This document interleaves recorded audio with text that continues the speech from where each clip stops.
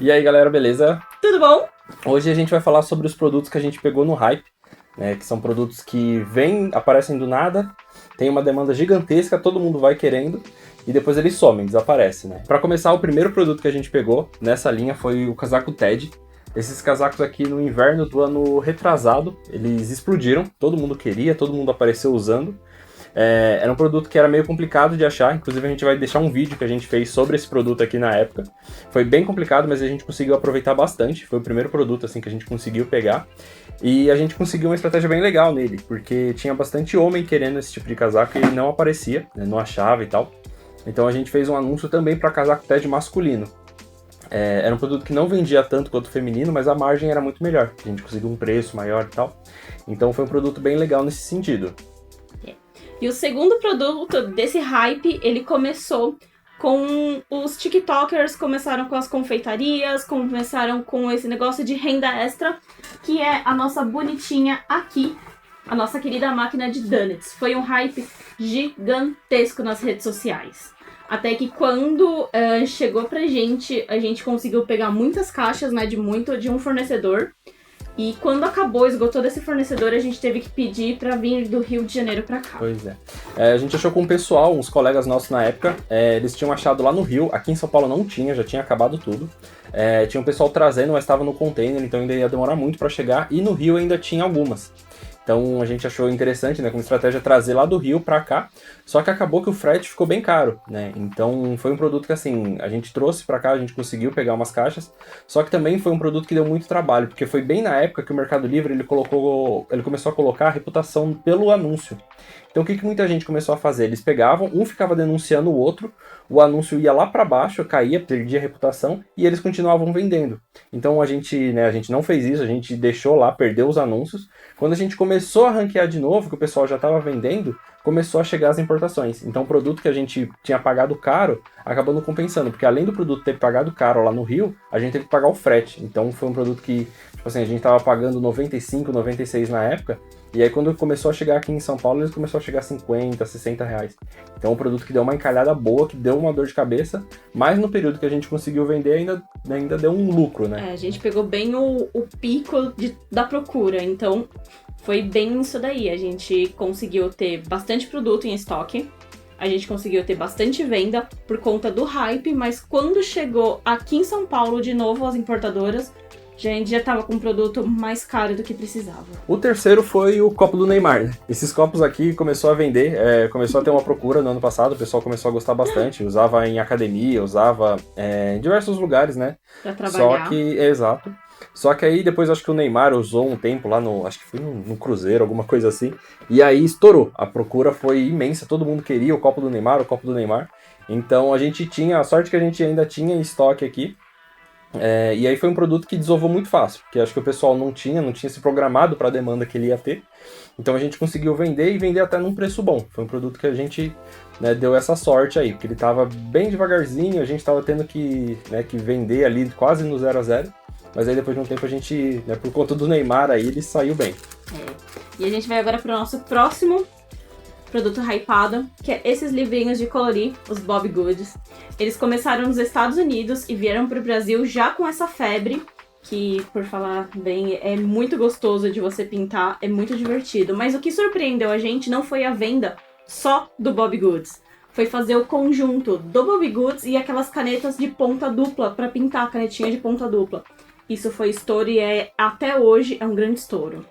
É um produto que vende bem, e as canetinhas a gente começou a vender elas lá em 2023, foi um produto que já tem bastante tempo aí, mas em conjunto com os caderninhos, assim, elas voltaram a vender de um jeito que a gente não tinha visto nem naquela época. Vendeu muito e é um preço bem legal. Só que aí começou a chegar em todo lugar, então foi bem complicado. Mas é um produto muito bom. O nosso quinto produto foram essas camisetinhas aqui na época da Copa, né? Na época da Copa a gente estava começando a vender no Mercado Livre, nos marketplaces, e essas camisetinhas vendiam bem na Shopee. É uma camisetinha de anime com um tema de Copa, né? E elas venderam bastante. E aí foi bem na época que a gente estava com receio, né, de pegar mais produtos, porque normalmente o pessoal sempre falava, ó, Copa, você tem que estar preparado, entrou, e aí na hora que entra tem que saber e na hora que sai também tem que saber. Pois é, isso daqui para ficar encalhado são 4 anos, né? Então não dá para errar. E aí a gente pegou uma quantidade boa das camisetas, eu lembro bem do jogo, que foi, a gente pegou no comecinho da Copa, e tava uma coisinha aqui, uma ali, só que aí depois que o Brasil jogou com a Coreia, acho que ele fez 4-0, 4-1, não lembro, aí começou a vender muito. O pessoal acho que animou ali no período da Copa depois desse jogo, e aí começou a vender bastante.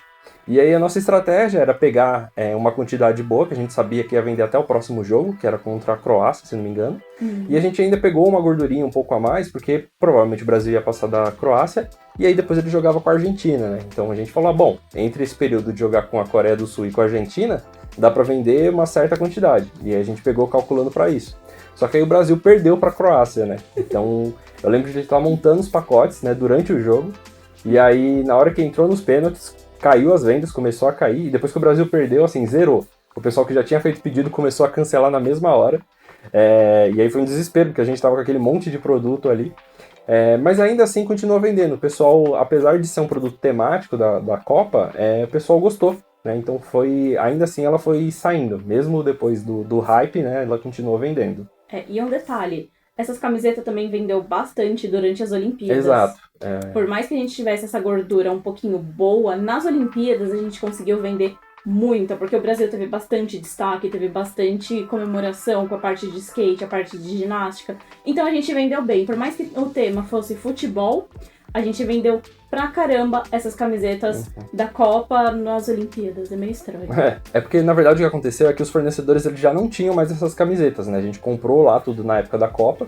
As que não venderam, eles devolveram, então nem colocaram lá pra vender. E aí, na época das Olimpíadas, a gente tava meio que vendendo sozinho. Então foi muito bom, porque não tinha concorrência, né? Era um produto que a gente vendeu, que a gente já sabia que tinha demanda lá da época da Copa. Mas como não tinha concorrência, a gente conseguiu vender tranquilamente. Não precisou pôr ads, não precisou pôr nada, porque organicamente eles começaram a vender. O nosso próximo item é esse bonitinho aqui, o Labubu.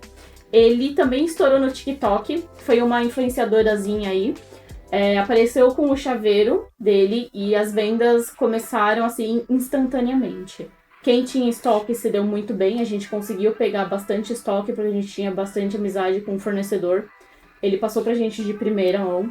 A gente comprou, vendeu bastante. Sobrou poucos desse daqui, que ainda estão vendendo e eles ainda saem pra caramba essa coisinha bonitinha aqui dos Labubu.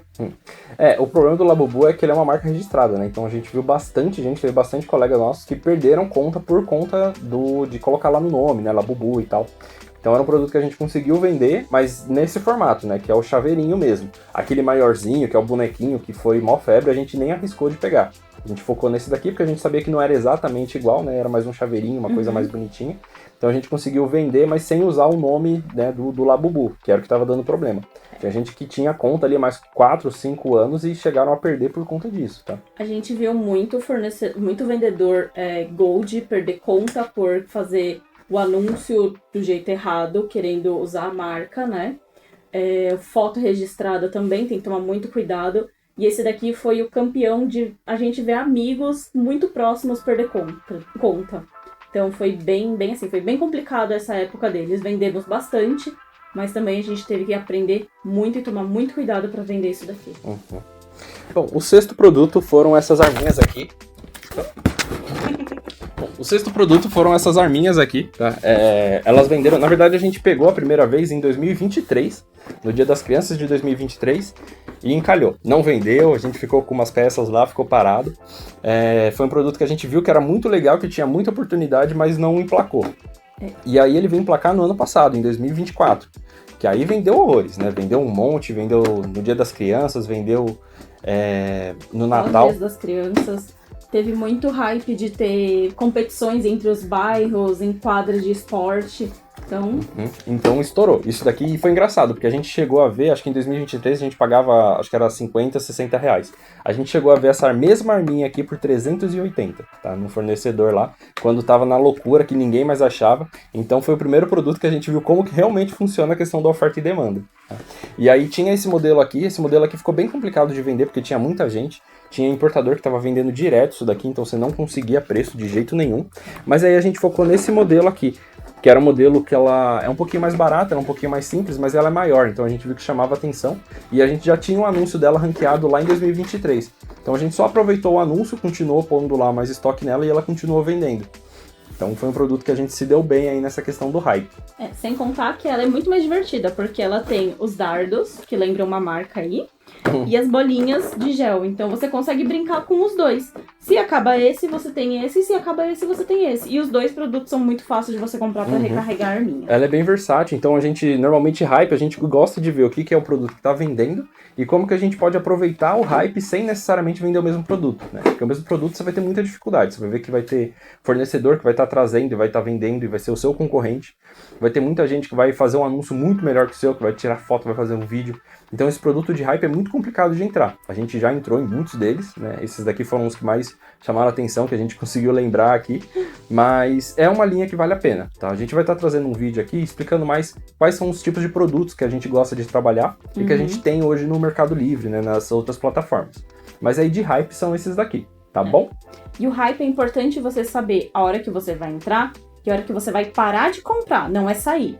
Às vezes você se empolga e compra mais do que deveria e tem essa queda de venda. Então você tem que ter mais ou menos ali um cálculo de quanto você vai comprar para saber a hora que você vai sair. Não é comprar e sair, é saber parar de comprar. Essa é a principal coisa do hype. Exatamente, porque, por exemplo, a máquina de Dunnett foi um produto que a gente sabia que a gente estava pagando caro e o nosso intuito era vender o mais rápido possível, porque ninguém mais tinha.